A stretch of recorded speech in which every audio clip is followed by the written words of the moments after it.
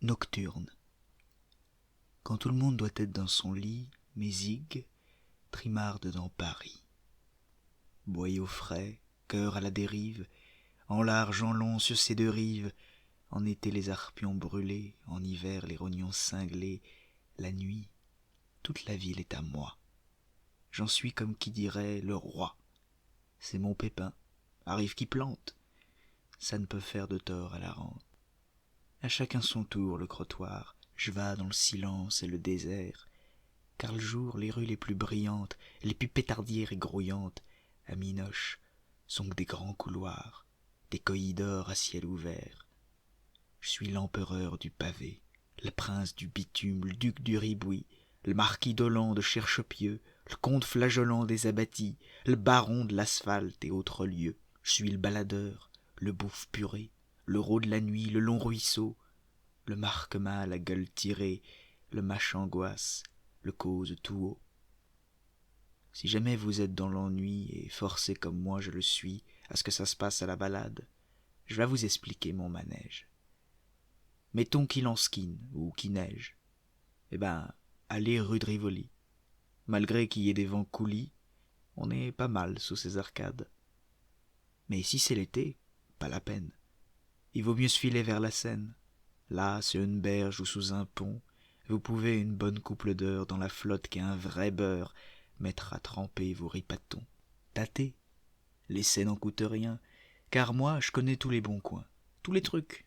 On peut pas me le mettre, à force comme ça de trouver des joints et de boulotter mes kilomètres. Aussi, des fois, sur la grande ville, du haut en bas, du sud au nord, y a si peu de pétards et de poussière, et tout y paraît si tranquille, qu'on se figure que Pantruche est mort, qu'on voyage dans un grand cimetière et qui se réveillera plus jamais. Ah, nom de Dieu si c'était vrai. Mais, des fois, juste à ce moment, là-bas, en banlieue, loin du centre, il nous vient de longs hurlements. C'est le chien de fer ou le remorqueur. Ouh, yaou, on dirait mon ventre. Ya yaou, on jurerait mon cœur. Seulement ces cris-là me foutent la trouille. Ça m'occasionne des idées noires. Et me v'là reparti en vadrouille à retricoter des pâturons pour pas risquer d'être fait marron par les escargots de trottoir. On rencontre ben des attardés, des clients en train de rouspéter, que leurs pipelettes laissent poireauter une heure à leur cordon de sonnette, des chiffortins, des collignons, des tocasses qui n'ont pas fait leur plâtre, des cabots qui rentrent du théâtre, des magistrats qui reviennent du claque, des poivreaux, des flics ou des macs. Mais, mariole, quand on est honnête, on néglige ses fréquentations. Des fois que je traîne mes arpions de plomb, je m'arrepose et je m'adosse à un gaz, pour voir à quel point nous en sommes. Tout fait croire que je suis vagabond, et de Charonne au quartier Monceau, au milieu du sommeil des hommes, me v'là seul avec ma pensée et ma gueule pâle dans les ruisseaux. Les nuits où j'ai la lune dans le dos, je piste mon ombre sur la chaussée. Quand que j'ai la lune en face des nuits, c'est mon ombre alors ce qui me suit, et je m'en vas, traînaillant du noir. Y a quelque chose en moi qui se lamente. La blafarde est ma seule amante. Ma tristesse, ça me suit, sans savoir. 2. Les masons. Or les nuits où ce que je vagabonde, comme j'ai pas trop d'occupation, je me fais inspecteur des masons. Quand que la lune est grosse dans le ciel, les nuits de printemps, elles sont comme blondes, et on dirait des bastions de miel. L'hiver, l'automne, on croirait voir des châteaux de camphre, ou d'ivoire les nuits d'été au clair de lune. Si on laisse l'odeur de choléra qui vous vient du côté de Bondy, ça fait un décor d'opéra. Les masons, y a que ça dans Paris. Il y en a en pierre, en marbre, en brique, en porcelaine ou en papier. Il y en a des tocardes, des jolies, des branlantes, des démolies, des quantités qui en fabriquent et qui blanches comme des mariées. Il y en a de tout poil, il y en a de tout âge. Il y en a qui ont des flottes d'étages et il y en a qui ont qu'un premier. Il y en a des retapées, des toutes neuves, il y en a de pimpantes et il y en a de gaies. Il y en a qu'à l'air triste des veuves qui ne souriront plus jamais. Quand je rôdaille dans les grands quartiers, j'en vois qu'est comme des forteresses, bouclées, cadenassées, grillées. Si Jésus voulait y entrer, en disant « Voyez ma détresse », on serait pas long à le fusiller. Il y en a qu'est si rupine et chouette, qu'on se dit qu'on aurait beau marner, faire fortune dans les cacahuètes, on pourrait jamais s'y plumer. Il y en a qui ont des bow windows, où ce qu'on voudrait en silhouette voir poireauter une petite Juliette, dont on serait le Roméo. Et de celles-là, il y en a de très bien qui vouent la frime au vieux château. Elles ont des tourelles, des créneaux et des gargouilles à gueule de chien. Les preux qui cachent là leur noblesse ont bravement, dans leur jeunesse, spéculé sur des pots de lapin. Bon sang, dans ces fières murailles qui m'ont tout l'air d'être élevées avec le même genre de pavés de granit ou de pierre de taille dont est fait le cœur des gavés, doit y avoir des plumards couverts d'égledons, de fourrure et de peau, ou ce qui fait doux, ou ce qui fait chaud. Ben moi, je suis dehors, en hiver. Et v'là qu'à zioter ces masons, aveugles et sourdes comme des prisons, on se dit, quoi qui peut s'y passer? Tous ces moellons forcés de se taire, ça doit en cacher des mystères, même que c'est terrible à penser. Du haut en bas de ces 6 étages, pense-t-y un petit peu à ce qu'ils font? Bien sûr, il y en a qui naissent, qui meurent, il y en a qui font leurs frères cocus, il y en a qui pioncent, qui rêvent, qui pleurent, et il y en a qui n'ont jamais vécu. D'autres se zigouillent, s'empoisonnent, d'autres, en faisant des galipettes, se bécotent à la tourtereau, des mectons courent après leurs bonnes, camouflent au poing, borgnent en trompette, comme faisaient des fins trublots. Et le tout sans jamais penser à zioter un coup par la fenêtre, pour voir, on sait pas, si peut-être leur prochain serait pas dans les rues à faire le Jacques et le pied de grue. Quant au quartier des Purotins, dans les faubourgs, dans les banlieues, pas si loin de leurs sœurs ces merveilles, là les masons ont l'air de vieilles qui se seraient roulées dans leur pisse. La plupart sont des grandes bâtisses qui branlent, qui suintent, qui pleurent, qui puent. De vraies casernes pleines de ménages où y a, quoi qu'en disent les repus, du malheur à tous les étages. Des ptiotes sont encore plus affreuses, affouettent le crime et la misère, à son couleur de panaris, à son gâtée, ruinée, lépreuse, on croirait des chicots pourris bordant la gueule de l'enfer. Les nuits d'amour, au mois de mai, on entend au travers de leurs murs des soupirs, des mots, des murmures. Ces nuits-là, elles se mettent à chanter. Et les samedis de paye et de soulerie, l'en sort des cris, des chocs, des pleurs. Ces popoulots qui se multiplient dans la crasse et dans la douleur. Car c'est là-dedans qu'ils sont relégués ceux qu'a bâti les beaux quartiers, les nobles masons par centaines et les belles affaires qu'elles contiennent. Ils sont là-dedans. Ils n'ont pas le choix. Dans ces cahutes, dans ces cassines, pilées, tassées à l'étroitesse comme dans leurs barils des anchois, ça qui fait bien pour la poitrine. C'est là que fonctionne, été, hiver, toute cette pauvre graine de faits divers avec toujours pendu aux fesses le proprio, l'huissier, le commissaire, dont on ne peut se débarrasser qu'avec un boisseau de charbon de bois.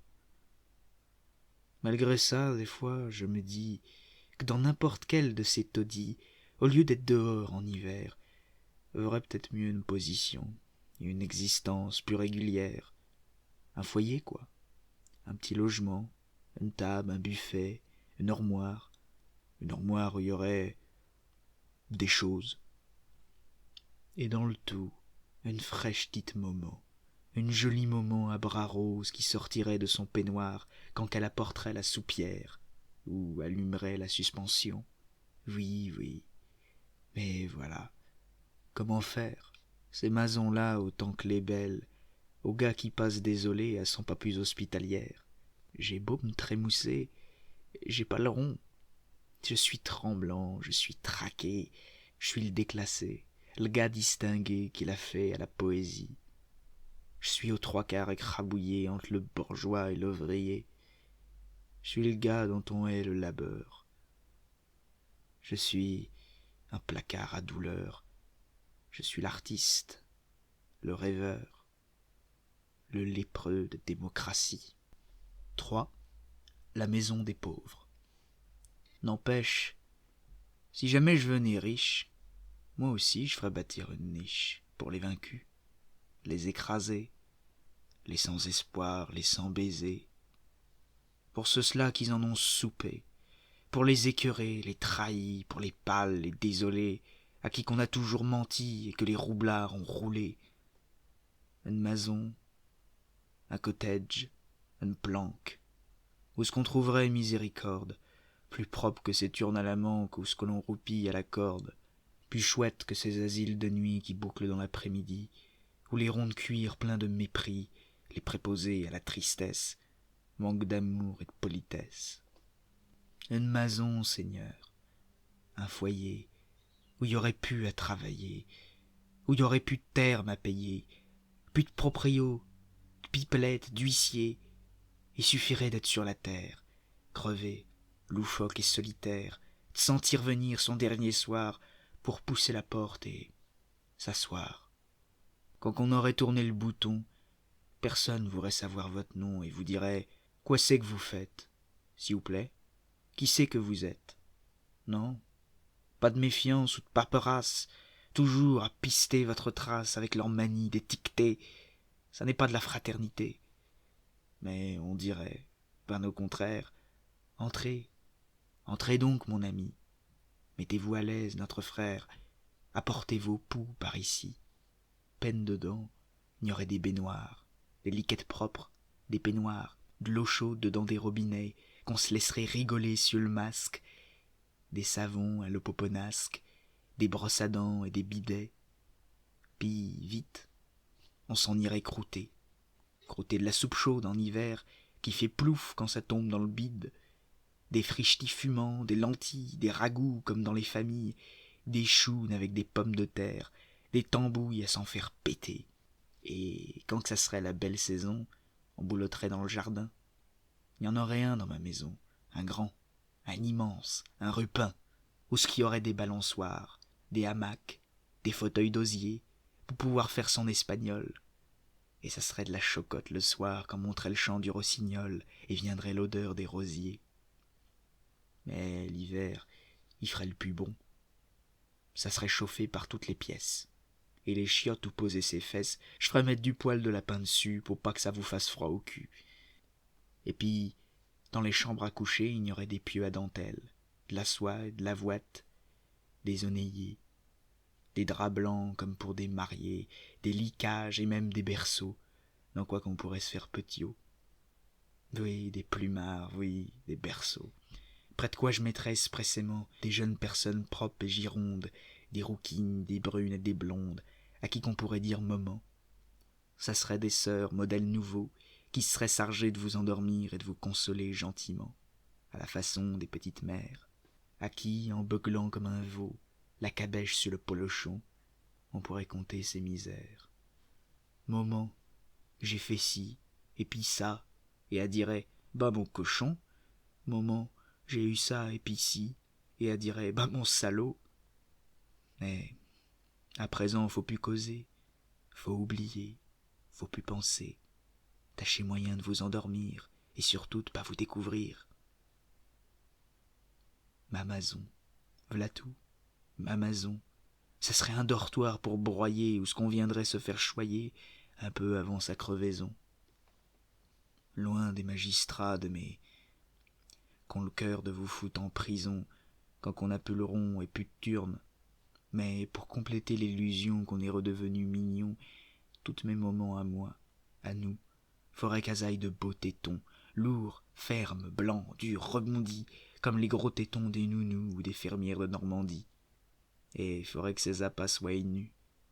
Même les gars les plus inconnus auraient le droit d'y boire, d'y téter au moment où ce qui tournerait de l'œil. S'ils faisaient la frime d'être passage dans leur plumard ou leur fauteuil, on s'empresserait de leur apporter les tétons sortis du corsage, pleins d'amour et de majesté.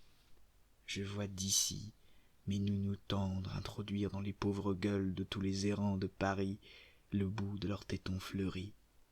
Et je vois d'ici mes pauvres frangins, aux dents allongées par la faim, boire les yeux clos et mains crispées par la mort et par le plaisir.